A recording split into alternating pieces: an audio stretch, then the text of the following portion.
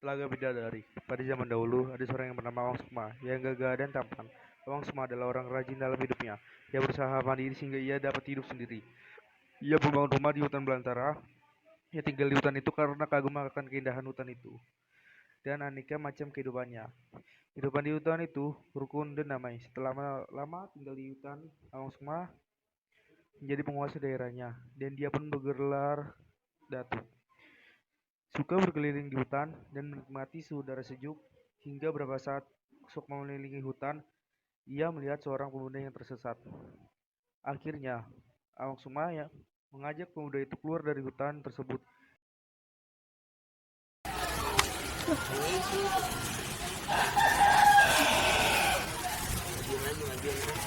Sedang apa kau di sini? Aku tersesat mencari jalan pulang. Ya sudah, aku bantu kamu untuk mencari jalan pulang. Akhirnya, Awang Sukma mengajak pemuda itu keluar dari hutan tersebut. Hingga dari tengah perjalanan, mereka menemukan sungai yang indah. Mereka sepakat untuk beristirahat sejenak dan meminum air sungai itu. Saat mereka telah selesai minum, terlihat dari kejauhan sekumpulan warga gadis yang sedang bermain air. Siapa mereka? Mereka terlihat sangat cantik. Kamu melihat siapa? Aku melihat wanita cantik di sana. Apa kamu juga salah satu dari mereka? Sepertinya ya. Sepertinya kau yang menyukainya ya. Sepertinya aku juga menyukai salah satu dari mereka. Oh iya, sebelumnya kita belum berkenalan. Perkenalkan, namaku Jaka Taruk. Ah iya, kita sampai lupa untuk berkenalan. Perkenalkan, namaku Awang Sukma. Di atas suatu benda, ia berniat untuk mengambilnya dengan berpikiran bahwa salah satu dari mereka akan mencarinya. Mengambilnya. Iya, aku ingin mengambilnya karena aku ingin dekat salah satu dari mereka. Baiklah kalau begitu. Ambillah selendang dari salah satunya dengan hati-hati. Awang Sukma berpikir bahwa ia akan datang sebagai penyelamat. Bagaimana ya ini? Gimana keberadaan selendangku dan Kabela berada? Di saat itu juga, para kakak yang khawatir akan kehilangan selendang kedua adik mereka pun segera ikut membantu mencari.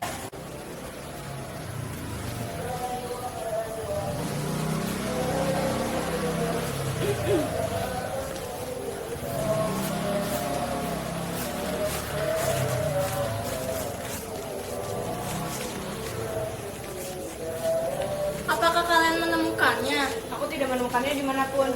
Aku juga aku tidak menemukannya. Ya sudah, lebih baik kita kembali ke kayangan karena matahari sudah terbenam. Betapa sedihnya mereka bahwa kedua adiknya tidak dapat pulang ke kayangan. Karena hari sudah sore, mereka harus pulang ke kayangan agar dewa tidak marah. Jaga dirimu baik-baik adikku. Baik kak, kami akan menjaga diri kami baik-baik dan akan pergi mencari selendang kami. Ketika para bidadari sedang terbang untuk kembali ke kayangan, salah satu dari mereka berkata,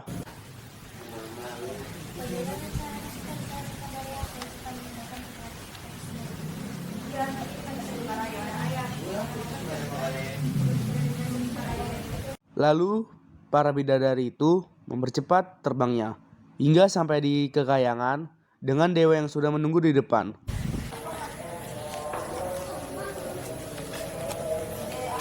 Loh, kenapa kalian baru pulang? Hari kan sudah sore, matahari akan terbenam. Maaf ayah, kami salah. Karena tadi ada masalah di sana. Jawab mereka sambil tertunduk. Ayah melihat para bidadari itu dan bingung ketika melihat bahwa mereka hanya berlima. Lalu ia bertanya kepada mereka, Tidak bantu untuk mencari selendang mereka, tapi malah meninggalkan mereka berdua kalau terjadi apa-apa. Bagaimana kalau dia kenapa-napa? Ayah akan menghukum kalian berlima. Pengawal, tolong bantu aku untuk mencari kedua putri. Tuan Putri, maksudnya banyak perlu dia misi. Aku akan mencari keberadaan adik Lena agar bisa kembali ke kayangan dengan selamat. Makasih ya. Sama-sama Tuan Putri. Jangan bersih Tuan Putri. Aku akan menemukan keberadaan adikmu. Aku ucapkan terima kasih adanya pengawal. Baik, sama-sama Tuan Putri. Dan itu kami bantu. Kau memang cantik Tuan Putri. Baiklah, terima kasih. Baiklah, aku akan berlalu untuk mencari keberadaan adik kalian. Baik, hati-hati. Baik. Sedang apa kalian? Selamat sore, kami sudah mencari kami. Kami tidak dapat kembali ke selendang itu. maaf, tapi tidak pernah melihat selendang terbang ataupun terjatuh di sekitar sini. Bagaimana nih Kak? Kita tidak dapat kembali ke kayangan. Memangnya kali ini mau kemana? Kami ingin pulang ke rumah kami, tapi kami tidak dapat menemukan selendang itu dan kami tidak dapat kembali ke kayangan tanpa selendang itu. Bagaimana kalau kalian berdua bermalam di rumah kami? Rumah kami tidak jauh kok dari sini. Tenang, kami bukan penjahat. Baiklah, kami akan ikut bersama kalian. Akhirnya, kedua bidadari tersebut menyetujui ajakan dari Datuk Awang Sukma dan Jaka Tarub untuk bermalam di rumah mereka. Mereka sempat tidak percaya karena takut jika orang yang mereka ketemu itu adalah orang yang jahat. Ketiga, selamat datang di rumah kami. Maaf, rumah kami kecil. Tidak apa-apa, asalkan di jembatan untuk kami beristirahat. Hai, kenapa belum istirahat? Apakah kamu merindukan rumah dan saudara-saudaramu? Ya, aku rindu sekali dengan mereka. Kejam sekali orang yang sudah mengambil selendangku. Aku akan membenci orang itu. Datuk Awang Sukma yang mendengar tersentak kaget. Bagaimana jika dia tahu bahwa Datuk Awang Sukma lah yang mengambil selendang itu? Pasti dia akan sangat membenci dia. Tetapi dia lakukan ini karena dia sangat menyukai bidadari itu. Kalau boleh tahu siapa namamu? Namaku Dewi. Nama yang bagus. Terima kasih atas pujiannya. Lalu bagaimana denganmu? Aku belum mengetahui namamu sejak tadi. Namaku Awang Sukma dan orang di sekitar sini memanggilku Datu. Wow, nama serta gelar yang bagus, sangat cocok untukmu. Terima kasih kembali atas pujiannya. Setelah saat itu, mereka sangat dekat ingin merencanakan pernikahan mereka dalam waktu dekat ini. Hingga pada suatu hari, Jaka Tarub yang memang juga sudah ingin segar meminang pemilik selendang yang ia ambil, ia berusaha mendekatkan diri kepada kakak dari Dewi. Selamat pagi Tuan Putri. Selamat pagi juga. Kau terlihat sangat cantik hari ini. Bolehkah aku berkenalan denganmu? Aha, kau bisa saja. Nama aku Bella. Aku kakak dari Dewi. Bella ya. Nama yang sangat indah untukmu. Terima kasih. Kau bisa saja. Perkenalkan, namaku Jaka Tarub. Salam kenal ya. Setelah beberapa saat kemudian, pasca pendekatan, mereka setuju untuk menikah di tanggal yang berbeda. Beberapa hari saja. Sejak saat itu, Jaka Tarub memutuskan untuk membuat rumah agar bisa membina kehidupan baru dengan pasangannya. Keluarga Awang Sukma dan Dewi semakin hari semakin harmonis, walaupun sedikit cekcok. Mereka mampu meredam ego tersendiri. Akan tetapi, berbeda dengan pasangan Jaka Tarub dan Bella, yang hanya terlihat romantis di awal hari-hari terus berlalu. Makin lama sudah mulai terlihat muncul sifat asli dari Jaka Tarub. Yang awalnya banyak yang mengira bahwa dia adalah orang yang ramah dan tidak pernah membentak siapapun. Hingga suatu ketika Jaka yang ramah terlihat berubah menjadi orang yang emosian dan pernah menyuruh Bella untuk bekerja berbanding balik dengan kehidupan Sukma dan Dewi. Mereka adalah pasangan yang romantis. Bella, kamu yang tidak ingin mencari kerja. Bukan kayak tugasmu sebagai suami. Aku sudah lalu bekerja untuk menafakimu. Emang apa salahnya kalau kau yang bekerja? Jadi siapa yang akan mengerjakan pekerjaan rumah saat aku bekerja nanti? Itu kan bisa kamu kerjakan setelah pulang bekerja. Memangnya aku tidak lelah? Itu bukan urusanku. Bella menghembuskan nafas panjang sambil berpikir pekerjaan apa dilakukan. Setelah beberapa menit berpikir, Bella memutuskan untuk bersih-bersih di rumah orang. Permisi, apakah dulu masih membutuhkan seorang pembantu? Apa kau datang ke sini untuk melamar pekerjaan? Iya. Tunggu sebentar, aku akan manggilkan kakak-kakakku dulu. Apa kita terima dia aja Pak untuk bekerja di sini? Alangkah baiknya jika kita terima saja dia agar lebih cepat selesai. Aku juga setuju kalau dia benar-benar ingin mempekerjakan. Ya udah, kalau begitu aku akan menghampiri dia.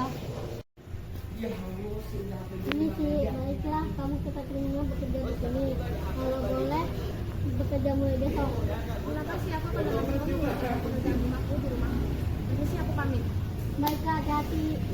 Akhirnya Bella mendapatkan pekerjaan untuk membantu perekonomian keluarganya. Tetapi semakin hari perlakuan Jaka Tarub kepada Bella semakin buruk. Bella berpikir dalam hatinya, apakah ia sudahi saja hubungan rumah tangganya ini karena sama sekali tidak dapat keadilan.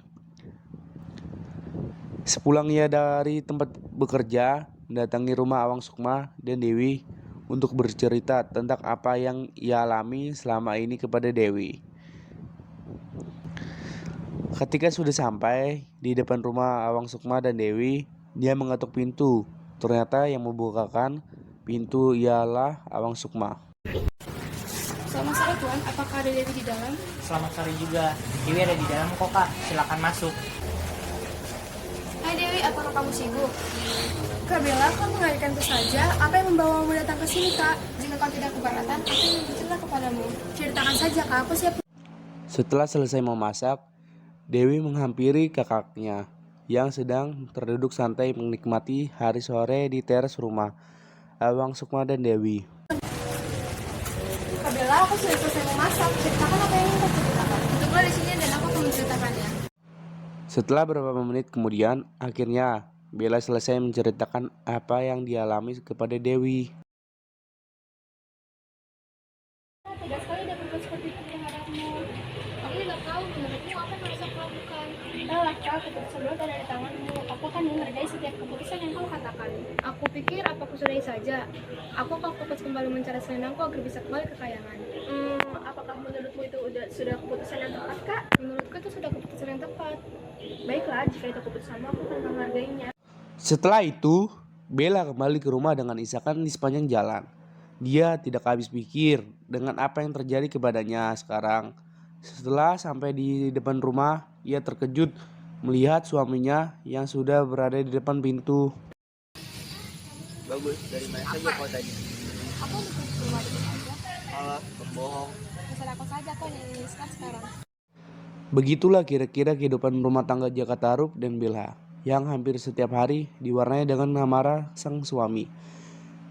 Keesokan harinya, Dewi pergi ke belakang rumah untuk membersihkan kandang ayam yang dimiliki suaminya sambil mencari di mana selendang itu.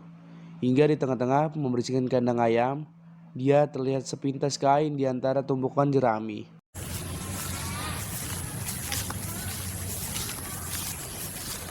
Benda apa itu?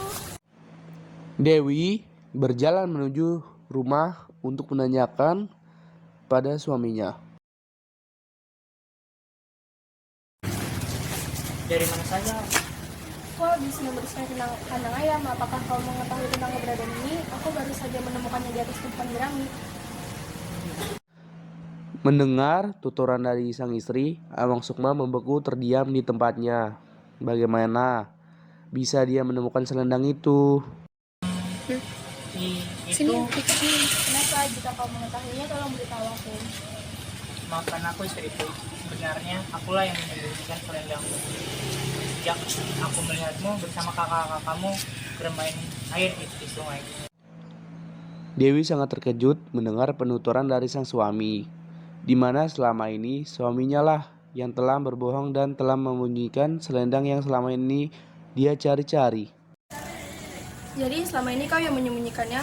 Mengapa kau tega sekali melakukan ini terhadapku? Mohon maaf istriku. Baiklah, aku memaafkanmu. Tapi mau bagaimanapun, aku harus kembali ke tempat asalku. Jadi kau mau meninggalkanku? Tidak, hanya saja aku sudah terlalu kecewa karena perbuatanmu yang membawa dampak besar untuk. Awang Sukma begitu menyayangi Dewi, begitupun sebaliknya. Ia sangat amat menyesali perbuatannya, yang tidak tahu akan berakhir seperti ini. Dengan ikhlas hati, ia pun dengan lapang dada mempersilahkan Dewi untuk kembali ke kayangan karena itu memang tempat asal sang istri. Setelah menemukan selendangnya, Dewi ingin menemui kakaknya untuk mengajakkan pergi ke kayangan. Kak Bella, apa yang mau kamu ke sini? Aku ingin mengajakmu pulang kembali ke kayangan Kak. Tapi aku belum menemukan selendangku. Tanyakan pada Jaka, aku curiga dia sudah mengambilnya. Baik Kak. Akhirnya, Bella menghampiri Jaka untuk menanyakannya apakah dia sudah mengambil selendang kepemilikannya. Jaka, apakah kamu menemukan selendangku? Kalau kayak menyembunyikan memangnya kenapa? Kembalikan, aku hanya ingin kembali bersama keluargaku di sana. Pergilah, aku tidak akan mengganggu. Aku juga sudah tidak membutuhkan kamu lagi. Pergilah, selendangmu aku sembunyikan di belakang paman. Bella tidak memperdulikan apa yang diucapkan oleh Jaka. Dia hanya ingin selendangnya kembali. Setelah menemukannya, dia langsung menemui adiknya dan tidak memperdulikan Jaka yang ada di depannya. Akhirnya mereka terbang ke Kayangan untuk menemui keluarganya yang ada di sana.